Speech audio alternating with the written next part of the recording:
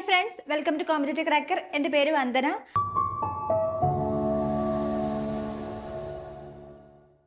നമ്മളിന്ന് ഡിസ്കസ് ചെയ്യാൻ പോകുന്നത് PSC ടൈപ്പിസ്റ്റ് എക്സാമിൽ മുൻ വർഷങ്ങളിൽ ചോദിച്ചിട്ടുള്ള സ്റ്റോറേജ് മീഡിയത്തിന് റിലേറ്റ് ചെയ്ത് വരുന്ന കുറച്ച് ക്വസ്റ്റ്യൻസ് ആണ്. അപ്പം നമുക്ക് ക്വസ്റ്റ്യൻസിലേക്ക് പോവാം. ഒന്നാമത്തെ ചോദ്യം ഇതാണ്: RAM is a memory. Which of the following are true? Primary memory, volatile memory, secondary memory, permanent in nature. അപ്പോൾ ഈ ഓപ്ഷൻസിനകത്ത് നിന്ന് കറക്റ്റ് ആയിട്ടുള്ള ചോയ്സ് എന്ത് ചെയ്യാം, നമ്മളോട് എടുക്കാനാണ് പറഞ്ഞിരിക്കുന്നത്. അപ്പം നമുക്കറിയാം റാം എന്ന് പറയുന്നത് എന്താണ്, ഒരു പ്രൈമറി മെമ്മറിയുടെ എക്സാമ്പിൾ ആണ് അല്ലെ. മെമ്മറി എന്ന് പറയുമ്പം പ്രൈമറി മെമ്മറിയും ഉണ്ട്, സെക്കൻഡറി മെമ്മറിയും ഉണ്ട്. അതിനകത്ത് പ്രൈമറി മെമ്മറിയുടെ എക്സാമ്പിൾ ആണ് റാം എന്ന് പറയുന്നത്. പ്രൈമറി മെമ്മറിക്ക് വേറെ ഏതൊക്കെ എക്സാമ്പിളാണ് ഉള്ളത്? റോം ഉണ്ട്, ക്യാഷ് മെമ്മറിയും ഉണ്ട് അല്ലേ. അപ്പൊ ഇതിനകത്ത് തന്നെ ഓപ്ഷൻ 1 അല്ലെ, ഒന്നാമത്തെ ഓപ്ഷൻ തന്നെ കറക്റ്റ് ആണ്. അപ്പൊ പ്രൈമറി മെമ്മറി എന്ന് പറയുന്നത് റാം ആണ് അല്ലെ. പ്രൈമറി മെമ്മറിയുടെ എക്സാമ്പിൾ ആയിട്ട് നമുക്ക് റാമിനെ പറയാൻ പറ്റും. ദെൻ നമുക്ക് ഓപ്ഷൻ 2 പറയുന്നത് വോളട്ടൈൽ ഇൻ നേച്ചർ എന്നാണ് അല്ലെ. വോളട്ടൈൽ എന്ന് പറഞ്ഞാൽ എന്താണ്? പവർ സപ്ലൈ നഷ്ടപ്പെട്ടു കഴിഞ്ഞാൽ അതിനുള്ളിലുള്ള ഡേറ്റയും ഒപ്പം നഷ്ടപ്പെടുന്നതാണ് വോളട്ടൈൽ എന്ന് പറയുന്നത് അല്ലെ. അപ്പോൾ റാമിന്റെ പ്രത്യേകത അത് തന്നെയാണ്. അതായത് പവർ സപ്ലൈ നഷ്ടപ്പെട്ടു കഴിഞ്ഞാൽ അതിനകത്തു നിന്നുള്ള ഡേറ്റയും എന്ത് ചെയ്യുന്നുണ്ട്, ഒപ്പം നഷ്ടപ്പെട്ട് പോകുന്നുണ്ട്. അതേപോലെ തന്നെ റാം എന്ന് പറയുന്നത് ഒരു ടെമ്പററി സ്റ്റോറേജിനും കൂടെ എക്സാമ്പിൾ ആണ്. സോ ഓപ്ഷൻ 2 കറക്റ്റ് ആണ്. പിന്നെ ഇത് രണ്ടും നോക്കുകയാണെങ്കിൽ സെക്കൻഡറി മെമ്മറിയുടെ എക്സാമ്പിൾ ആണോ റാം എന്ന് പറയുന്നത്? അല്ല. അപ്പം ഇത് കറക്റ്റ് അല്ല. പിന്നെ പെർമനന്റ് ഇൻ നേച്ചർ അല്ല, ടെമ്പററി ആണ് നമ്മൾ ഓൾറെഡി പറഞ്ഞിട്ടുണ്ട്. സോ അപ്പം നമുക്ക് ഒന്നാമത്തെയും രണ്ടാമത്തെയും ഓപ്ഷൻസ് ആണ് കറക്റ്റ് ആയിട്ട് വരുന്നത്. ആൻസർ ഏതാ വരുന്നത്? ഓപ്ഷൻ ബി ആണ് കറക്റ്റ് ആയിട്ടുള്ള ഉത്തരമായിട്ട് വരുന്നത്. ഓക്കെ, ഇത് പ്രീവിയസ് ഇയർ ക്വസ്റ്റ്യൻ ആണ്. ടൈപ്പിസ്റ്റിന്റെ എക്സാമിനകത്ത് തന്നെ ചോദിച്ചിട്ടുള്ള കുറച്ച് ചോദ്യം കൂടെയാണ്. ഓക്കെ, അടുത്ത ചോദ്യം ഇതാണ്: among the following which one is the smallest memory unit എന്നാണ് ചോദിച്ചിരിക്കുന്നത് അല്ലെ. സ്മോളസ്റ്റ് മെമ്മറി യൂണിറ്റ് ഏതാണെന്നാണ് നമ്മളോട് ചോദിക്കുന്നത്. ഹാർഡ് ഡിസ്ക് ഉണ്ട്, റാം ഉണ്ട്, ക്യാഷ് മെമ്മറി ഉണ്ട്, രജിസ്റ്റർ ഉണ്ട്. അപ്പൊ നമുക്കറിയാം ഇതിനകത്ത് ഹാർഡ് ഡിസ്ക്, അതേപോലെ തന്നെ ഹാർഡ് ഡിസ്ക് എന്ന് പറയുന്നത് ഒരു പെർമനന്റ് സ്റ്റോറേജ് ആണ് അല്ലേ. അപ്പൊ നമുക്ക് ലോങ് ടേമിലേക്കുള്ള ഡേറ്റ സ്റ്റോറേജിന് വേണ്ടിയിട്ടാണ് നമ്മൾ ഹാർഡ് ഡിസ്കിനെ യൂസ് ചെയ്യുന്നത്. പിന്നെ നോക്കുകയാണെങ്കിൽ നമുക്ക് റാമും വരുന്നുണ്ട്, ക്യാഷ് മെമ്മറിയും വരുന്നുണ്ട്, രജിസ്റ്ററും വരുന്നുണ്ട്. ഇതിനകത്ത് റാമും ക്യാഷ് മെമ്മറിയും പ്രൈമറി സ്റ്റോറേജിന് എക്സാമ്പിൾ ആണ്. ഇതിനകത്ത് രജിസ്റ്റർ എന്ന് പറയുന്ന കമ്പോണന്റ് നമ്മുടെ CPU-നുള്ളിൽ തന്നെ വരുന്ന ഒരു സ്റ്റോറേജ് ആണ്. അതിനകത്ത് എന്താ നമ്മൾ സ്റ്റോർ ചെയ്യുന്നത്? ടെമ്പററി ആയിട്ടുള്ള ഡേറ്റയാണ് നമ്മൾ എവിടെ സ്റ്റോർ ചെയ്യുന്നത്? രജിസ്റ്ററിനകത്ത് സ്റ്റോർ ചെയ്യുന്നത്. അതേപോലെ തന്നെ നിങ്ങൾ ഇവിടുന്ന് പഠിക്കേണ്ടത്, നമ്മളോട് ഏറ്റവും ചെറിയ മെമ്മറി യൂണിറ്റ് ചോദിച്ചിരിക്കുന്നത് അല്ലേ. ഇതിനകത്ത് രജിസ്റ്ററിനാണ് ഏറ്റവും സൈസ് കുറവുള്ളതും അതേപോലെ തന്നെ ഏറ്റവും ഫാസ്റ്റസ്റ്റ് മെമ്മറി എന്ന് പറയുന്നതും ഈ തന്നിരിക്കുന്ന ഓപ്ഷൻസിനകത്ത് ആരാ വരുന്നത്? രജിസ്റ്റർ ആണ് വരുന്നത്. ഓക്കെ, രജിസ്റ്റർ, അതിന് തൊട്ട് പിന്നാലെ ആര് വരും? ക്യാഷ് മെമ്മറി വരും. അതും കഴിഞ്ഞതിന് ശേഷമാണ് റാമിന്റെ സ്പീഡ് വരുന്നത്. അപ്പം ഏറ്റവും ഹൈ സ്പീഡിലുള്ളതും ഏറ്റവും ചെറിയ സ്ട്രക്ചർ ആയിട്ട് വരുന്നതും ആര് തന്നെയാണ്? രജിസ്റ്റർ ആണ് വരുന്നത്. സോ ഓപ്ഷൻ ഡി ആണ് ഇവിടെ നിന്നുള്ള കറക്റ്റ് ആയിട്ടുള്ള ഉത്തരം. അടുത്ത ചോദ്യം നോക്കിക്കേ: which one is the optical storage medium? Hard disk, floppy disk, CD-ROM and magnetic tape. Okay, അപ്പൊ നമുക്കറിയാം സെക്കൻഡറി സ്റ്റോറേജ് ഡിവൈസസ് പഠിക്കുന്ന സമയത്ത് നമുക്ക് അതിന്റെ കാറ്റഗറീസ് ഉണ്ട് അല്ലേ. മാഗ്നറ്റിക് സ്റ്റോറേജ് മീഡിയംസ് വരുന്നുണ്ട്, ഒപ്റ്റിക്കൽ സ്റ്റോറേജ് മീഡിയംസ് വരുന്നുണ്ട്, പിന്നെ ഏതാ വരുന്നത്? നമ്മുടെ ഫ്ലാഷ് മെമ്മറി ബേസ്ഡ് ആയിട്ട് വരുന്ന സ്റ്റോറേജ് മീഡിയംസും വരുന്നുണ്ട് അല്ലേ. അപ്പൊ ഇതിനകത്ത് നിന്ന് നമ്മൾ ഓപ്ഷൻ നോക്കുകയാണെന്നുണ്ടെങ്കിൽ ഒപ്റ്റിക്കൽ സ്റ്റോറേജ് മീഡിയം ആണ് നമ്മളോട് ചോദിച്ചിരിക്കുന്നത്. ഇതിനകത്ത് ഹാർഡ് ഡിസ്കും അതുപോലെ തന്നെ ഫ്ലോപ്പി ഡിസ്കും മാഗ്നറ്റിക് ടേപ്പും എന്തിന് എക്സാമ്പിൾ ആണ്? മാഗ്നറ്റിക് സ്റ്റോറേജ് ഡിവൈസിന്റെ എക്സാമ്പിൾ ആയിട്ടാണ് പഠിക്കേണ്ടത്. Okay, hard disk, floppy disk, then magnetic tape എന്തിന് എക്സാമ്പിൾ ആണ്? മാഗ്നറ്റിക് സ്റ്റോറേജ് ഡിവൈസിന് എക്സാമ്പിൾ ആണ്. അപ്പോൾ ഇവിടെ കറക്റ്റ് ആയിട്ടുള്ള ഉത്തരം ഏതാണ്? ഓപ്ഷൻ സി ആണ്, CD-ROM ആണ് അല്ലേ. CD-ROM എന്ന് പറയുന്നത് എന്താണ്? ഒരു ഒപ്റ്റിക്കൽ സ്റ്റോറേജ് മീഡിയത്തിന് എക്സാമ്പിൾ ആണ്. CD എന്ന് പറയുമ്പോൾ എന്താണ്? കോമ്പാക്ട് ഡിസ്ക് അല്ലേ. അവിടെ നമ്മൾ എന്താ യൂസ് ചെയ്യുന്നത്?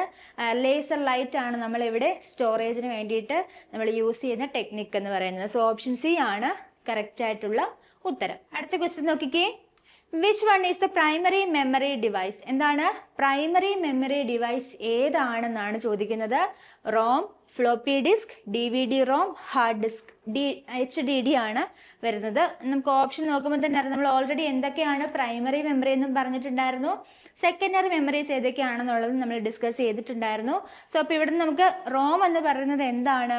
ഒരു പ്രൈമറി മെമ്മറിയുടെ എക്സാമ്പിൾ ആണ്. അപ്പൊ റോമിന്റെ ഫീച്ചേഴ്സ് പഠിക്കുമ്പോൾ നമ്മൾ എന്തൊക്കെ പറയും? റോം എന്ന് പറയുന്നത് ഒരു പ്രൈമറി മെമ്മറിയാണ്. ദെൻ എന്താ വരുന്നത്? ഇതിനകത്തെ ഡേറ്റ എന്ന് പറയുന്നത് എന്താണ്? പെർമനന്റ് ആണ്. ഓക്കെ, പെർമനന്റ് സ്റ്റോറേജിന് കൂടി എക്സാമ്പിൾ ആണ് ഏത്, നമ്മുടെ റോം എന്ന് പറയുന്നത്. റോമിനകത്ത് സ്റ്റോർ ചെയ്യുന്ന ഡേറ്റാസ് എന്ത് തരത്തിലുള്ളതാണ്, നമ്മളുടെ ബയോസ് ഇല്ലേ, ബയോസും ഒരു പ്രീവിയസ് ഇയർ ക്വസ്റ്റ്യൻ ആണ് കേട്ടോ. എന്താണ് ബയോസ് എന്നുള്ളത് ചോദിച്ചിട്ടുണ്ടായിരുന്നു. സോ ബയോസ് എന്ന് പറയുന്നത് എവിടെയാണ് സ്റ്റോർ ചെയ്യുന്നത്, നമ്മുടെ റോമിൽ തന്നെയാണ് സ്റ്റോർ ചെയ്യുന്നത്.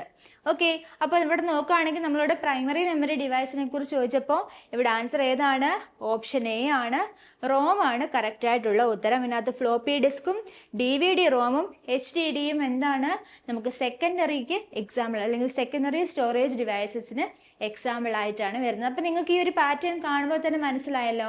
അതായത് നമുക്ക് കൃത്യമായിട്ടുള്ള നോളജ് ഉണ്ടായിരിക്കണം, പ്രൈമറി മെമ്മറീസ് ഏതൊക്കെയാണ്, സെക്കൻഡറി മെമ്മറീസ് ഏതൊക്കെയാണ് എന്നുള്ളത് നമുക്ക് കൃത്യമായിട്ടും അറിഞ്ഞിരിക്കേണ്ടതാണ്. അതേപോലെ തന്നെ നമ്മൾ അവിടെ യൂസ് ചെയ്യുന്ന ടെക്നോളജി ഏതാണെന്നും കൂടി എന്ത് ചെയ്യുക, നമ്മൾ മനസ്സിലാക്കി വെക്കുക. ഓക്കെ, അപ്പം ഇതായിരുന്നു നമ്മളുടെ അടുത്ത ചോദ്യം എന്ന് പറയുന്നത്. നെക്സ്റ്റ് ക്വസ്റ്റ്യനിലേക്ക് നമുക്ക് പോവാം. Expand CD-ROM. എന്താണ്, CD-ROMനെ എക്സ്പാൻഡ് ചെയ്യാനാണ് പറഞ്ഞിരിക്കുന്നത്. Common data read only memory, compact data read only memory, common disc read only memory, compact disc read only memory. അപ്പൊ റോം എന്ന് പറയുന്നത് നമുക്ക് എക്സാമ്പിൾ ആയിട്ട് CD-ROM എന്ന് പറയുന്നത് എന്താണ്, compact disc read only memory ആണ്. Compact disc read only memory ആണ് നമുക്ക് CD-ROM ആയിട്ട് നമ്മൾ പഠിക്കുന്നത്. അതുപോലെ നമ്മൾ മുമ്പ് കണ്ടില്ലേ, DVD ROM കണ്ടിട്ടുണ്ടായിരുന്നു അല്ലേ. DVD ROM എന്ന് പറഞ്ഞാൽ എന്താണ് ഡിജിറ്റൽ വെർസറ്റൈൽ ഡിസ്ക് ആണ് DVD എന്ന് പറയുന്നത്. സോ അപ്പോൾ ഇതേപോലെയുള്ള അബ്രീവിയേഷൻസ് നമ്മൾ എന്ത് ചെയ്യണം, കൃത്യമായിട്ട് പഠിച്ചു വെക്കുക. സോ അപ്പോൾ ഇവിടെ ആൻസർ വരുന്നത് CD-ROM എന്ന് പറയുന്നത് എന്താണ്, compact disc read only memory ആണ്. ഓക്കെ, അപ്പൊ അടുത്ത ചോദ്യത്തിലേക്ക് പോവാം. നെക്സ്റ്റ് ക്വസ്റ്റ്യൻ ഇതാണ്, എക്സാമ്പിൾ ഓഫ് മാഗ്നറ്റിക് ഡിസ്ക് എന്നാണ് ചോദിച്ചിരിക്കുന്നത്. ഓപ്ഷൻസിനകത്ത് ബ്ലൂറേ ഡിസ്ക് ഉണ്ട്, ഹാർഡ് ഡിസ്ക് ഉണ്ട്, കോമ്പാക്ട് ഡിസ്ക് ഉണ്ട്, ഡിജിറ്റൽ വീഡിയോ ഡിസ്ക് ഉണ്ട്. ഇതിനകത്ത് ബ്ലൂറേ ഡിസ്കും കോമ്പാക്ട് ഡിസ്കും ഒക്കെ എടുക്കുമ്പോൾ അത് എന്തിന് എക്സാമ്പിൾ ആണ്, നമുക്ക് ഒപ്റ്റിക്കൽ സ്റ്റോറേജ് മീഡിയത്തിന് എക്സാമ്പിൾ ആയിട്ടാണ് പറയുന്നത്. ഇതിനകത്ത് ഹാർഡ് ഡിസ്ക് ആണ് മാഗ്നറ്റിക് സ്റ്റോറേജ് ഡിവൈസിന് എക്സാമ്പിൾ ആയിട്ട് വരുന്നത്. ഓക്കെ, ഹാർഡ് ഡിസ്ക് വരുന്നുണ്ട്, പിന്നെ നമ്മൾ പറഞ്ഞത് ഫ്ലോപ്പി ഡിസ്കിനെ കുറിച്ച് നമ്മൾ പറഞ്ഞിട്ടുണ്ടായിരുന്നു അല്ലേ, പിന്നെ മാഗ്നറ്റിക് ടേപ്പിനെ കുറിച്ച് പറഞ്ഞിട്ടുണ്ടായിരുന്നു. അപ്പൊ ഇപ്പം എക്സാമ്പിളിനകത്ത് കണ്ടതിനകത്ത് എല്ലാം എന്താണ്, നമ്മളോട് കൂടുതലും എക്സാമ്പിൾസും അതിനകത്ത് യൂസ് ചെയ്യുന്ന ടെക്നോളജിയും ബേസ് ചെയ്ത് തന്നെയാണ് പലപ്പോഴും എക്സാമിനകത്ത് ക്വസ്റ്റ്യൻസ് ചോദിച്ചിട്ടുള്ളത്. സോ അപ്പോൾ ഇവിടെ ആൻസർ വരുന്നത് ഓപ്ഷൻ ബി ആണ്, ഹാർഡ് ഡിസ്ക് ആണ് കറക്റ്റ് ആയിട്ടുള്ള ഉത്തരം. ഓക്കെ, അപ്പൊ നമുക്ക് അടുത്ത ചോദ്യത്തിലേക്ക് പോവാം. അടുത്ത ചോദ്യം ഇതാണ്, which one is the example of non impact printer. എന്താണ് നോൺ ഇമ്പാക്ട് പ്രിന്ററിന് എക്സാമ്പിൾ ഏതാണ്, dot matrix, inkjet, Daisy wheel printer, all of these. ഇതിന്റെ ആൻസർ ഏതാണ്, നമുക്കറിയാം പ്രിന്റേഴ്സ് രണ്ട് ടൈപ്പിലുണ്ട് വരുന്നുണ്ട്. എന്താണ്, നോൺ ഇമ്പാക്റ്റും വരുന്നുണ്ട്, ഇമ്പാക്ട് പ്രിന്റേഴ്സും വരുന്നുണ്ട് അല്ലേ. അപ്പൊ ഇതിനകത്ത് നോൺ ഇമ്പാക്ട് പ്രിന്ററിനെ കുറിച്ച് ചോദിക്കുന്നത് എന്താണ് പറഞ്ഞു കഴിഞ്ഞാൽ, ഡിഫറൻസ് എന്ന് പറഞ്ഞു കഴിഞ്ഞാൽ നമ്മുടെ ഇമ്പാക്ട് പ്രിന്റേഴ്സ് എന്ന് പറയുമ്പം ഡയറക്ട്ലി നമ്മളുടെ പേപ്പറുമായിട്ട് അതിന്റെ ഹെഡിന് എന്ത് ചെയ്യുന്നു, കോണ്ടാക്ട് വരുന്നുണ്ട്. ഓക്കെ, അത്തരത്തിലുള്ള ടൈപ്പ് ഓഫ് പ്രിന്റേഴ്സ് ആണ് ഏത് വരുന്നത്, നമ്മുടെ ഇമ്പാക്ട് പ്രിന്റേഴ്സ് എന്ന് പറയുന്നത്. ഇനി അങ്ങനെ ഡയറക്ട്ലി നമ്മളുടെ പേപ്പറുമായിട്ട് കോണ്ടാക്റ്റിൽ വരാതെ വർക്ക് ചെയ്യുന്നവരാണ് ഏതെന്ന് പറയുന്നത്, നമ്മുടെ നോൺ ഇമ്പാക്ട് പ്രിന്റേഴ്സ് എന്ന് പറയുന്നത്. അപ്പോൾ ഇതിനുള്ള എക്സാമ്പിളുകൾ എന്ത് ചെയ്യുക, പഠിച്ചു വെക്കുക. ഇതിനകത്ത് ഡോട്ട് മെട്രിക്സും ഡെയ്സി വീലും എന്തിന് എക്സാമ്പിൾ ആണ്, ഇമ്പാക്ട് പ്രിന്ററുകൾക്ക് എക്സാമ്പിൾ ആയിട്ടാണ് പറയുന്നത് കേട്ടോ. ഡോട്ട് മെട്രിക്സും ഡെയ്സി വീലും എന്തിന് എക്സാമ്പിൾ ആണ്, നമ്മളുടെ ഇമ്പാക്ട് പ്രിന്ററിന് എക്സാമ്പിൾ ആണ്. ഇങ്ക് ജെറ്റ് എന്ന് പറയുന്നത് എന്താണ്, ഒരു നോൺ ഇമ്പാക്ട് പ്രിന്ററിന് എക്സാമ്പിൾ ആണ്. നോൺ ഇമ്പാക്ട് പ്രിന്ററിന് എക്സാമ്പിൾ ആണ് ഇങ്ക് ജെറ്റ്, ലേസർ എന്നൊക്കെ പറയത്തില്ലേ, ലേസർ പ്രിന്റേഴ്സ്, അതൊക്കെ ഏതാണ്, നമുക്ക് നോൺ ഇമ്പാക്ട് പ്രിന്ററിന് എക്സാമ്പിൾ ആയിട്ട് പഠിക്കാൻ പറ്റും. ഓക്കെ, നെക്സ്റ്റ് ക്വസ്റ്റ്യനിലേക്ക് നമുക്ക് പോവാം. Which of the following is not an input device. Okay, next question ആണ്, ഇൻപുട്ട് ഡിവൈസിന് എക്സാമ്പിൾ അല്ലാത്തത് ഏതാണെന്നാണ്. Web camera, scanner, OMR, video. Okay, അപ്പൊ ഇതിനകത്ത് നമ്മളോട് ചോദിച്ചിരിക്കുന്നത് ഇൻപുട്ട് ഡിവൈസസ് എന്താണെന്ന് നമുക്കറിയാം, ഔട്ട്പുട്ട് ഡിവൈസസ് എന്തൊക്കെയാണെന്ന് നമുക്കറിയാം അല്ലേ.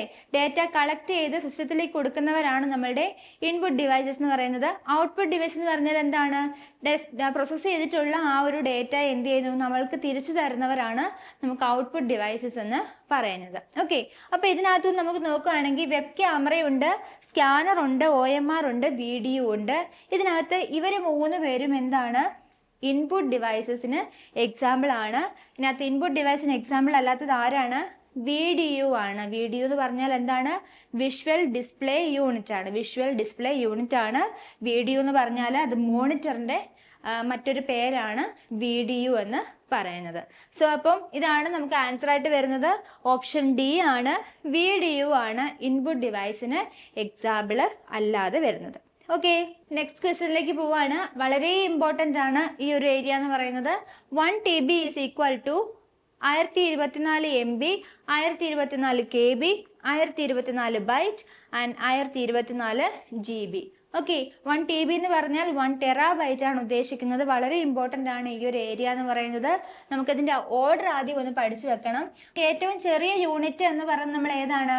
ബിറ്റ് ആണ് നമുക്ക് ഏറ്റവും ചെറിയ യൂണിറ്റ് ആയിട്ട് വരുന്നത്. അതിനുശേഷം എന്താണ്? നിബിൾ വരുന്നുണ്ട്. എന്താണ് നിബിൾ? നിബിൾ എന്ന് പറഞ്ഞാൽ എന്താണ്? 4 ബിറ്റുകളാണ് നമ്മുടെ നിബിൾ എന്ന് പറയുന്നത്. പിന്നെ 8 ബിറ്റ് ചേർന്ന് കഴിഞ്ഞാൽ നമ്മൾ അതിനെ എന്ത് വിളിക്കുന്നു? ബൈറ്റ് എന്ന് വിളിക്കുന്നു. ഓക്കെ, 8 ബിറ്റ് ചേർന്നാൽ അതിനെ നമ്മൾ ഒരു ബൈറ്റ് എന്നാണ് വിളിക്കുന്നത്. അതിനുശേഷം നമ്മൾ ഇങ്ങോട്ട് വരും അല്ലേ, ബൈറ്റുകൾ. പിന്നെ നമുക്ക് എന്തായിട്ട് മാറും? കിലോ ബൈറ്റ്, മെഗാബൈറ്റ് അല്ലേ, ജിഗാബൈറ്റ്, ടെറാബൈറ്റ്. ഈ ഒരു ഓർഡറിലാണ് നമുക്ക് ഇങ്ങോട്ട് വരുന്നത്. സോ അപ്പോൾ ഈ ഒരു ഓർഡർ എന്ത് ചെയ്യുക? നിങ്ങൾ കൃത്യമായിട്ടും പഠിച്ചു വെക്കുക. ഓക്കെ, ബൈറ്റ് കഴിഞ്ഞു. ബൈറ്റ് കഴിഞ്ഞിട്ട് കിലോ ബൈറ്റ് ആണ് വരുന്നത്. ഒരു കിലോ ബൈറ്റ് എന്ന് പറഞ്ഞാൽ എത്രയാണ്? 1024 ബൈറ്റ് ആണ് വരുന്നത്. ഓക്കെ, ദെൻ നമുക്ക് 1024 KB എന്ന് പറയുന്നത് എന്താണ്? 1 MB ആയിട്ടാണ് നമ്മൾ പറയുന്നത്. സോ അപ്പം ഈ ഒരു ഓർഡർ എന്ത് ചെയ്യുക? കൃത്യമായിട്ടും മനസ്സിലാക്കി വെക്കുക. സോ അപ്പം നമുക്ക് ടെറാബൈറ്റിന് തൊട്ട് മുമ്പ് വരുന്ന ആൾ ആരാണ്? ജിഗാബൈറ്റ് ആണ് വരുന്നത്. Gigabyte, terabyte. അതിനുശേഷം ആരാ വരുന്നതെന്ന് അറിയാമോ? ടെറാബൈറ്റിന് ശേഷം ആരാണ് വരുന്നത്? നമുക്ക് പെറ്റാബൈറ്റ് എന്ന് പറയും. എന്താണ്? പെറ്റ. ടെറാബൈറ്റിന് ശേഷം ആരാണ്? പെറ്റാബൈറ്റ് വരുന്നുണ്ട്. പിന്നെ ഏതാണ്? എക്സ. ഓക്കെ, എക്സാബൈറ്റ് വരുന്നുണ്ട്. പിന്നെ സെറ്റ. ഓക്കെ, സെറ്റാബൈറ്റ് വരുന്നുണ്ട്. ലാസ്റ്റില് യോട്ടാബൈറ്റ്, YOTTA ആണ് യോട്ടാബൈറ്റ്. അപ്പൊ നിങ്ങൾ എന്ത് ചെയ്യുക? ഈ ഒരു ഓർഡർ പഠിച്ചു വെക്കുക. എന്നിട്ട് 1 എക്സാബൈറ്റ് എന്ന് പറയുന്നത് 1024 പെറ്റാബൈറ്റ് ആണ്. സോ അപ്പോൾ ഈ ഒരു ഓർഡർ ആണ് നമുക്ക് ഇവിടെ അറിഞ്ഞിരിക്കേണ്ടത്. ഇത് അറിഞ്ഞിരുന്നാൽ നമുക്ക് ഈസി ആയിട്ട് ഈ ഒരു ചോദ്യത്തിന് ആൻസർ ചെയ്യാനായിട്ട് പറ്റും. അങ്ങനെയാണെങ്കിൽ 1 TB എന്ന് പറയുന്നത് എന്തിന് എക്സാമ്പിൾ ആണ്? നമുക്ക് 1024 GB ചേരുമ്പോഴാണ് നമുക്ക് 1 TB എന്ന് പറയാനായിട്ട് പറ്റുന്നത്. സോ ഓപ്ഷൻ ഡി ആണ് നമുക്ക് കറക്റ്റ് ആയിട്ടുള്ള ഉത്തരമായിട്ട് വരുന്നത്. Okay, which one of the following memory unit is considered as largest? Petabyte, exabyte, zettabyte, yottabyte. അപ്പോൾ നമ്മൾ തൊട്ട് മുമ്പത്തെ ക്വസ്റ്റിനകത്ത് നമ്മൾ എന്ത് ചെയ്തിട്ടുണ്ടായിരുന്നു? ഡീറ്റെയിൽഡ് ആയിട്ട് മെമ്മറി യൂണിറ്റ്സ് ഏതൊക്കെയാണെന്ന് കണ്ടിട്ടുണ്ടായിരുന്നു. സോ അപ്പോൾ നിങ്ങൾ എന്ത് ചെയ്യുക? ഈ ഒരു ക്വസ്റ്റിൻ്റെ ആൻസർ താഴെ കമൻറ്റ് ബോക്സിൽ രേഖപ്പെടുത്തുക. സോ അപ്പോൾ അതുകൊണ്ട് നിങ്ങളിപ്പം ഇനി വരുന്ന ടൈപ്പിസ്റ്റ് എക്സാമിനകത്ത് നമ്മൾ കോൺസെൻട്രേറ്റ് ചെയ്യേണ്ട ഏരിയാസ് എന്ന് പറയുമ്പോൾ നമ്മളിപ്പോൾ പറഞ്ഞതുപോലെ തന്നെ കമ്പ്യൂട്ടർ ഫണ്ടമെന്റൽസിനകത്തു നിന്ന് സ്റ്റോറേജ് ഏരിയാസിനെ കുറിച്ച് നമ്മൾ എന്ത് ചെയ്യണം? കൃത്യമായിട്ട് പഠിച്ചു വെക്കണം. ഇൻപുട്ട് ഔട്ട്പുട്ട് ഡിവൈസസ് ഏതൊക്കെയാണെന്നുള്ളത് നമ്മൾ പഠിച്ചു വെക്കണം. അപ്പം നമ്മൾ പ്രീവിയസ് ഇയറിൻ്റെ ഒരു പാറ്റേൺ മനസ്സിലാക്കി നമ്മൾ പഠിച്ചു കഴിഞ്ഞാൽ ഇനി വരുന്ന എക്സാം നമുക്ക് ഈസി ആയിട്ട് ക്രാക്ക് ചെയ്യാനായിട്ട് സാധിക്കുന്നതേ ഉള്ളൂ.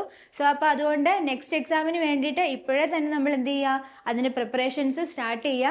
സോ അപ്പോൾ അതിന് വേണ്ടിയിട്ട് CC നിങ്ങൾക്ക് വേണ്ടിയിട്ട് പുതിയൊരു ബാച്ച് സ്റ്റാർട്ട് ചെയ്യുന്നുണ്ട്. നമുക്ക് അതിന് അപ്കമിങ് എക്സാമിന് വേണ്ടിയിട്ടുള്ള പ്രിപ്പറേഷൻസ് നമ്മൾ ഇപ്പോഴേ സ്റ്റാർട്ട് ചെയ്യാണ്. സോ അപ്പോൾ അവിടെ നിങ്ങൾക്ക് ഒരു മെൻറ്റർഷിപ്പ് സപ്പോർട്ടോട് കൂടി എന്ത് ചെയ്യാൻ പറ്റും?